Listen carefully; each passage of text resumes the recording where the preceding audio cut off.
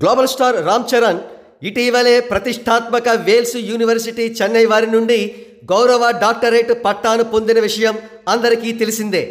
Contemporary generation super స్టార్స్లో అంటే పవన్ కళ్యాణ్ గారు, మహేష్ బాబు గారు, అల్లు అర్జున్ గారు, జూనియర్ ఎన్టీఆర్ గారు, ప్రభాస్ గారు వంటి వారందరిలో ఈ ఫీట్ సాధించిన ఏకైక హీరో అయ్యారు రామ్ చరణ్.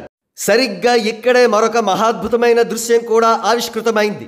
అదేమిటంటే మెగాస్టార్ చిరంజీవి గారు 2006వ సంవత్సరంలో ఆంధ్ర యూనివర్సిటీ వారి నుండి గౌరవ డాక్టరేట్ పట్టాను పొందారు. అంటే తండ్రిగా చిరంజీవి గారు, కొడుకుగా రామ్ చరణ్ గారు ఇద్దరు కూడా డాక్టరేట్లు సాధించారు. 92 సంవత్సరాల తెలుగు సినీ చరిత్రలో తండ్రి కొడుకులైనటువంటి ఇద్దరు సూపర్ స్టార్స్ గౌరవ డాక్టరేట్లు సాధించడం అనేది రేరెస్ట్ ఆఫ్ ద రేర్ ఫీట్గా చెప్పవచ్చు.